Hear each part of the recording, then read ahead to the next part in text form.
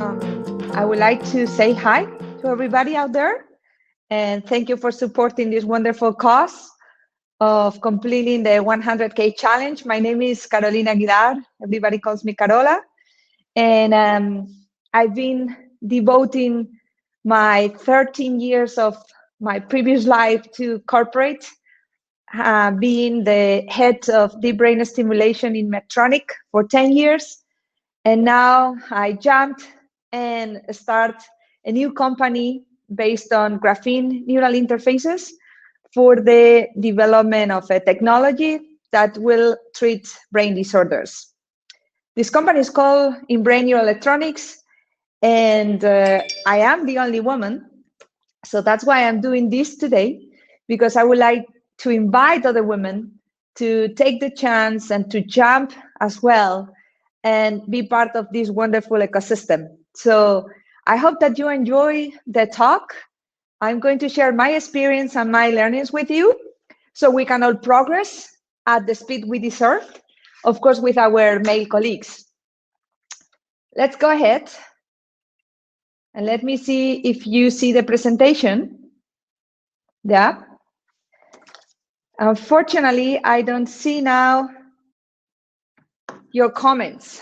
So I will try to pause. Let me see if I can do this. No, it doesn't work for some reason. But it's okay. Okay, I go. We are going to talk about how to engineer to take some of your questions. I'm going to pause and just let me know where you see want to do.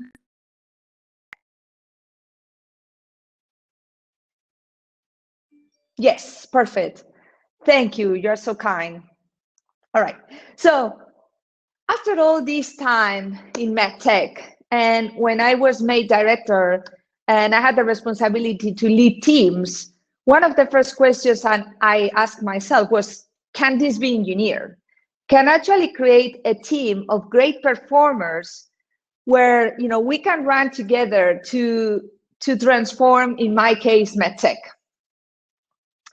And I came across 2 different publications that made me think. So one of the publications is actually coming from Forbes, Clover Pop, that says that decision-making drives 95% of business performance, right? And certainly when you're in a team as an individual, I mean, day to day, we have to make decisions. But when you are in a team, it's very important to make the right decisions, and most important, to keep the team together into these decisions so we can go to a great execution together. So I love data, so I need to always have data on my life and my thinking. Another piece of data is that teams make great decisions better than individuals, but teams that are diverse actually make better decisions than individuals 73% of the times. And I don't know if you have ever come across with this wisdom of crowds, but basically we have individual judgment that creates noise when making decisions. If we will collect every individual judgment, there's always confusion that when comes together actually in the wisdom of crowds, this confusion and this noise actually gets net out towards the better answer, right? And I found that amazing in a sense that it's actually factual and can be replicated, right? So it's a fact. So if this is all true, right? If decision making is great, and obviously women, we can take decisions every day in many dimensions, and teams plus diversity make much better decisions, why there's only 6% of women CEOs, or let alone women in the C-suite or other top management responsibilities, right?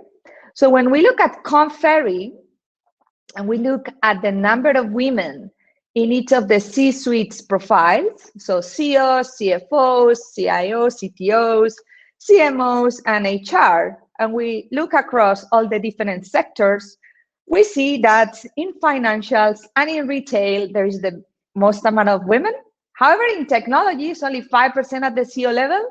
It goes up to 56% on HR, but we know that in HR is a world of ladies, which is good. But when we look at healthcare, which is my dimension, there's only 1% of CEOs. And this was intriguing to me, right? I mean, we are 50-50 as a population, 50% women, 50% men. So this is completely disproportionate. A complete disproportion, sorry.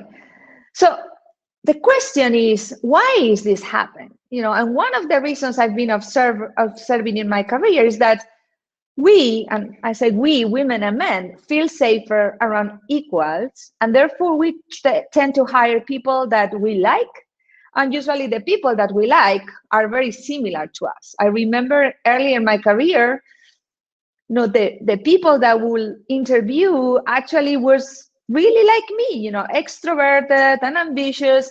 And then I discovered that other people that were opposite to me were bringing incredible value to the team, but I had to make a stronger effort to understand them, because for sure they were doing things that sometimes I was not able to understand. And although it took time to understand them, then I got a new perspective that was certainly enriching the decision-making of the team, right? I don't know if that happened to you, but if you look at some managers and you look at their team, sometimes you feel they are more or less the same. And then, this is one of the quotes from one of the human resources consultants and former chief talent officer at Netflix. You end up with this big homogeneous culture where everybody looks alike, acts alike, think alike. And if you happen to do the opposite, you are certainly a disturbing factor, right? And in tech and in medtech, this happens a lot. Why? Because originally the culture of medtech or tech was very engineer-driven, so very male-driven, and male will hire other males because they will see reflected themselves on those other characters, right? This is fortunately changing at a very big speed, so we don't have to worry about that anymore, but it's one of the reasons why these ecosystems have been created with very little diversity. Right? And to put some more data into all these concepts, I had the pleasure to participate in an experiment at INSEAD, so one of these nice European business schools, where actually we had to do this kind of exercise, right? The test was that you are sailing solo across the Atlantic Ocean when your judge hits submerged objects, and then you are taking on water and drinking rapidly. And these items that you see here on the left, on the order of importance in a way that you think they will save your life, right? And we were a group of executives, all of us with a lot of experience, and we were put in teams, and teams that I didn't know they were pre-engineered. At that time, I didn't know. I was just given a team with some nice fellows. Actually, they were all men. And they had to do first individually the ranking exercise, and then we had to redo the exercise as a team, right? And then we had to report our scores. I'm going to show you what happened and some of these scores. So this is real life. And this was one of the wow moments of my life, right? So we were 9 groups, and each of these groups were 4 to 5 people. And the professor, without us knowing, as I said before, had pre-engineered these groups in a way that group 1 and group 8 will be controlled of each other, and group 2 will be. And then you see the colors here. The reds were the mean individuals. This list of items to be safe in the. Then you had in orange, the best individual score based on real maritime rules. So, I mean, this is all approved by the sector. And then we have the group score, right? So if you look at group 1 and group 8, indeed, they are very similar. The mean individuals are 64 and 63. The group scores are 54 and 52. And the best individual, 44 and 30. So quite similar, right? Group 2, this is where I was in, is also very similar to group 9. And remember, at that time, I didn't know there was a control, and I didn't know this was pre-engineered. So in my group, there was a sailor. So for sure, we listened to him a lot, and I thought he was the expert. So we took some of the recommendations when we had to do the group exercise. Then the teacher, the professor asked, okay, who was the expert in your team?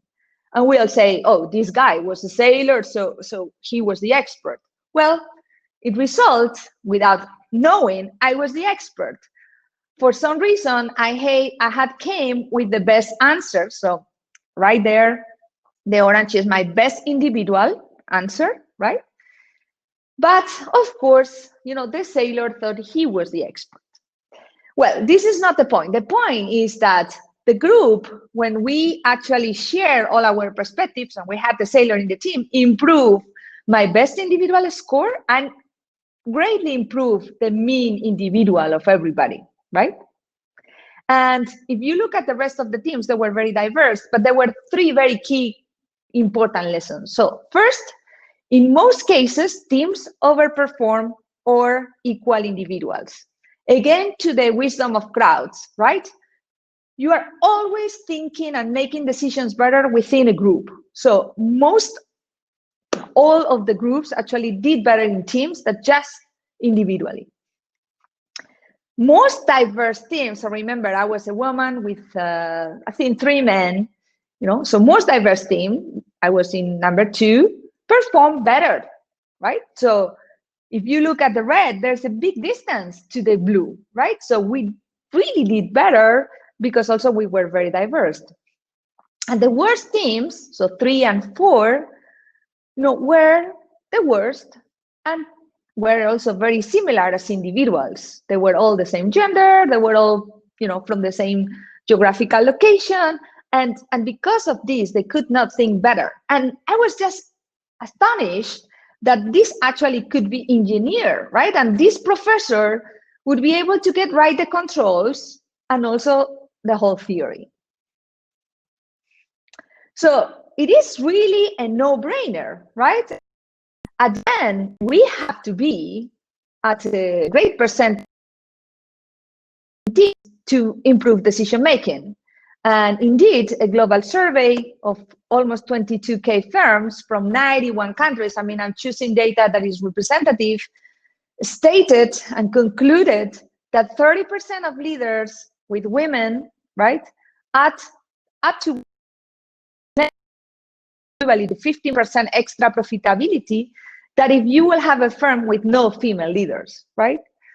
So this is no longer a discussion. This is now a fact.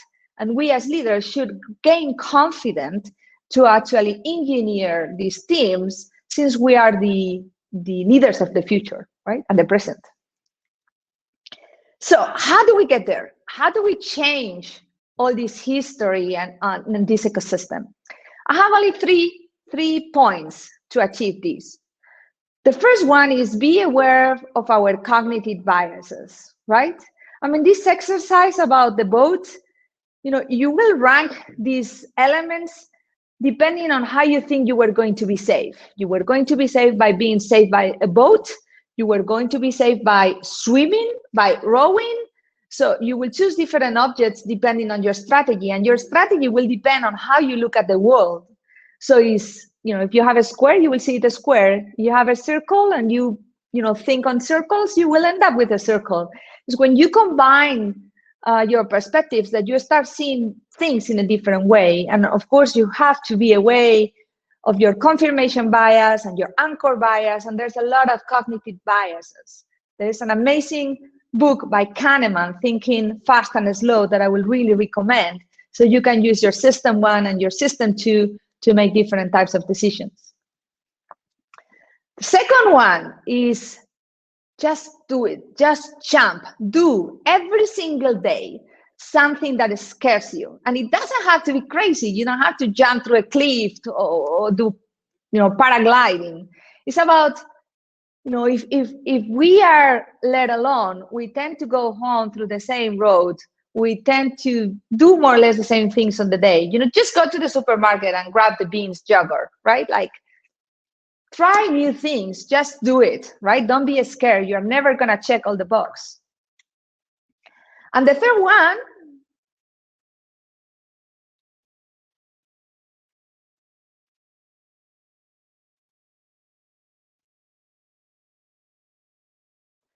just go, right? When the lights go out, we learn to see, and you just have to be the superhuman, the superhero that you are inside, right?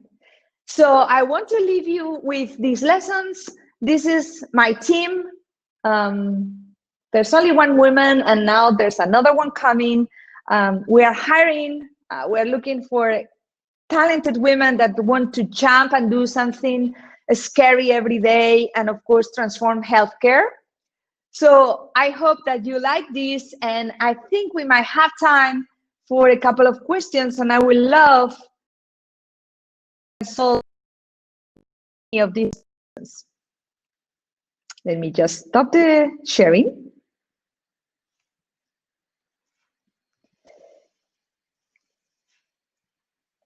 I see, I'm reading. Thank you. The number one was, what was the number one? The number one, yes, was the cognitive biases, right? Like, always be aware that you have to explore the world in different lenses, and sometimes you have to de-learn. We are very much shaped by society, our parents, our professors, our family. We have to get rid of that and start thinking on our own terms, taking everybody's perspectives and having different frames of reference. Yeah. Good. Any other question? I think we still have 2 minutes, so answer. Yes. I mean, remote opportunities are going to be everywhere in every industry, I believe. I don't think people will be required anymore to stay and work in a physical place all their time.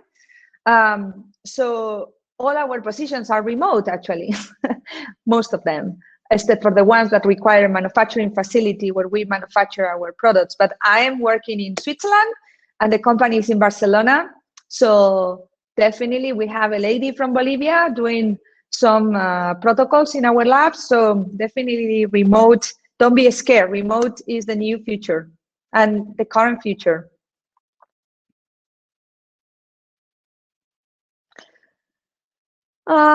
Imposter syndrome. Can you explain, Chin, a little bit more what you mean by that? The main projects in INBRAIN are a set of neural interfaces made of graphene, which is the smallest material known to man. They call it the miraculous material. And we are hoping to apply these graphene brain sensors in the brain and really understand much better brain signals, individual brain signals, and decode these biomarkers of the brain into therapeutic solutions. In healthcare, I want definitely more talented women to join and lead, really lead. I want collaboration to happen. We actually reinvent the wheel a lot, and I think it's a waste of talent, resources, and time. And of course, a cost of opportunity for incremental and leapfrog revolutions to happen. So collaboration, sometimes there are not frameworks that exist where you have to, deal with IP and other things. So don't be afraid, just make them, right? I mean, one of my inspiring quote is, the best way to predict the future is to create it. So whatever there's something that doesn't exist, just make it happen, right? Imposter syndrome. Well, you will always feel you are not good enough, and I think that's good, right? If we will be so good, then we'll have so much confidence that we'll have these egos, like many of the politicians and many of the men that I know. I also know very wonderful men with not so much ego that are super effective. But I think you have to have always a little bit of doubt just to keep improving, right? But not as to stop you, right? You always try and make it happen and learn from it. So I always say, I never lose, I either make it or learn, right? So don't feel good enough to the point that you are stopped. Just do it and learn and make it better, right?